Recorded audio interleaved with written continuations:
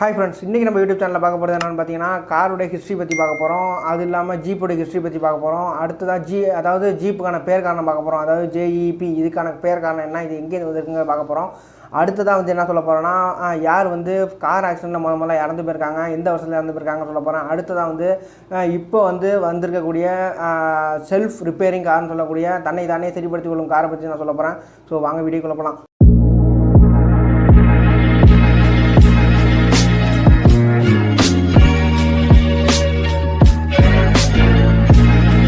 First சொல்ல போகிறது என்னென்னா, யாரா முதல்ல காரை முதல்ல கண்டுபிடிச்சாங்க. அந்த காலத்தில் நம்மளுக்கு தெரியும், மாடை வச்சு தான் என்ன பண்ணிட்டு இருப்போம், நம்ம வண்டி எடுத்துகிட்டு போயிட்டுருப்போம்.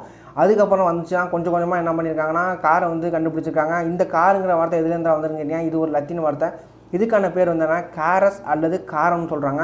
இந்த காரஸ் அல்லது காரமுக்கு என்ன வார்த்தை அப்படின்னு கேட்டால் இங்கிலீஷில் என்னென்னு கேட்டிங்கன்னா வீல்டு வெஹிக்கிள்னு சொல்கிறாங்க. அதாவது சக்கரமுடைய வாகனம் அப்படின்னு சொல்கிறாங்க. இதுலேருந்து என்ன இருக்குன்னா மருவி காருங்கிற வார்த்தை வந்திருக்கு அப்படின்னு சொல்கிறாங்க. இது 1770ஆம் ஆண்டு யாருன்னா நீராவியால் இயக்கப்படும், அதாவது ஸ்டீமால் இயக்கப்படும் ஒரு கார் கண்டுபிடிச்சிருக்காரு. யாருன்னு பார்த்தீங்கன்னா ஃப்ரான்ஸ் நாட்டை சேர்ந்த நிக்கோலஸ் ஜான் காக்னட்னு சொல்லக்கூடியவர். இவர் முதல்ல ஓட்டின ஸ்பீடு எவ்வளோ இருக்குன்னு பார்த்தீங்கன்னா, எவ்வளோ இருக்குன்னு யோசிச்சு பாருங்கள். கிட்டத்தட்ட 5 கிலோமீட்டர் பெர் ஹவர் தாங்க. அதாவது இன்றைக்கி நம்ம 120 கிலோமீட்டர் பெர் ஹவர்லாம் அசால்ட்டாக போய்ட்டுருவோம் காரில். ஆனால் அந்த காலத்தில் ஃபஸ்ட்டு கார் கண்டுபிடிச்சப்போ அவர் ஓட்டின ஸ்பீடு 5 கிலோமீட்டர் பெர் ஹவர் தான். எந்த அளவுக்கு நகர்ந்து மெதுவாக போயிருக்குன்னு பாருங்கள். அப்போ அப்படி ஓட்டினாலும் அவர் 10லேருந்து 15 நிமிஷத்துக்கு என்ன காரை ஹால்ட் பண்ணணும்னு சொல்கிறாரு.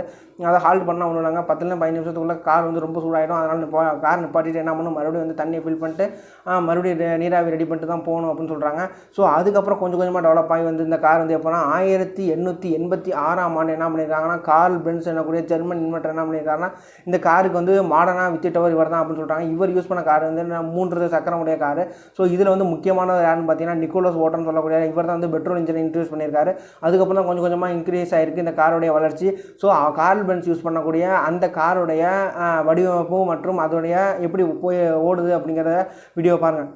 இது ஒரு கற்பனை காட்சி. அதாவது என்னென்னா முதல்ல கார்ல் பென்ஸ் காரை உருவாக்கி வச்சுட்டாரு. ஆனால் அவர் ஓட்டுறதுக்கு பயந்துக்கிட்டு இருக்கார், ரோட்டில் எப்போ ஓட்டுறது அப்படின்னு சொல்லிட்டு.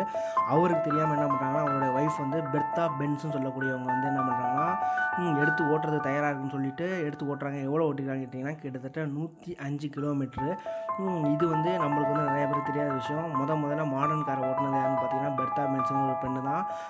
ஸோ ஓட்டிட்டு அவங்க என்ன பண்ணியிருக்காங்கன்னா பேட்டன்ட்டுக்காக ரெடி பண்ணிட்டேன் அப்படின்னு சொல்லிட்டு அவங்க கனவாட்டை காட்டியிருக்காங்க. ஸோ அந்த காரோடைய ரெப்ளிகா தான் இது. இது ஒரு கற்பனை காட்சி தான் இது. ஸோ இதை பாருங்கள் எப்படி இருக்குட்டு. அந்த கார் அந்த 3 சக்கர கார் தான் அப்போ முதல்ல ரோட்டில் ஓடினது அப்படின்னு சொல்கிறாங்க. எத்தனாம் தேதினு பார்த்தீங்கன்னா 5 ஆகஸ்ட் 1888 இந்த கார் ஓடி இருக்குது. ஸோ அப்போ எப்படி மக்கள் வியந்து பார்த்துருப்பாங்க அப்படின்னு சொல்லி யோசிச்சு பாருங்கள். இந்த கார் தான் முதல்ல கார்ல் பென்ஸ் கண்டுபிடிச்ச காரு அப்படிங்கிறது பார்த்துக்கோங்க. அந்த கார் தான்.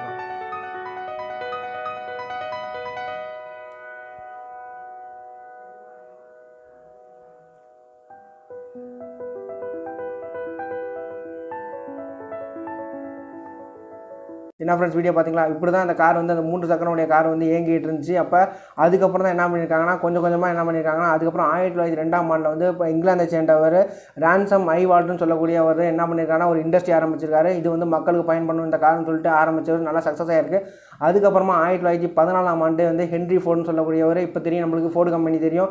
ஸோ இந்த கம்பெனிக்காரங்க தான் என்ன பண்ணியிருக்காங்கன்னா இந்த கம்பெனிக்காரங்க தான் என்ன பண்ணியிருக்காங்கன்னா காரை அதிகமாக என்ன பண்ணியிருக்காங்கன்னா உற்பத்தி பண்ணி கொஞ்சம் கொஞ்சமாக வெளியே கொண்டு வந்திருக்காங்க. அதுக்கப்புறம் நான் சொல்ல வேண்டிய 2வது விஷயம் என்னென்னு கேட்டிங்கன்னா, யார் முதல்ல கார் ஆக்சிடெண்ட்டில் இறந்து போயிருக்காங்க அப்படின்னு கேட்டிங்கன்னா 1869 மேரி வார்டுன்னு சொல்லக்கூடியவங்க முதல்ல கார் ஆக்சிடெண்ட்டில் இறந்து போயிருக்காங்க அப்படின்னு சொல்லி ஒரு கேஸ் ஃபைல் ஆகிருக்கு. அடுத்ததாக சொல்லக்கூடியது என்னென்னு பார்த்தீங்கன்னா செல்ஃப் ரிப்பேரிங் கார் அப்படின்னு சொல்ல போகிறேன். செல்ஃப் ரிப்பேரிங் கார் எதுன்னு பார்த்தீங்கன்னா டெர்சோ மில்லியனோன்னு சொல்லக்கூடிய நான் ஸ்பெல்லிங் சொல்கிறேன், TERZO MILLENNIO. இந்த காரை பற்றி சர்ச் பண்ணி பார்த்தீங்கன்னா தெரியும். இந்த கார் ஃபுல்லாக என்ன இருக்குன்னா சென்சார்ஸ் இருக்குது. லம்போகினி கார், அதாவது லம்போகினியோடைய ஒரு ப்ராடக்ட் தான் இந்த டெர்சோ மில்லியனோன்னு சொல்லக்கூடிய ஒரு காரு.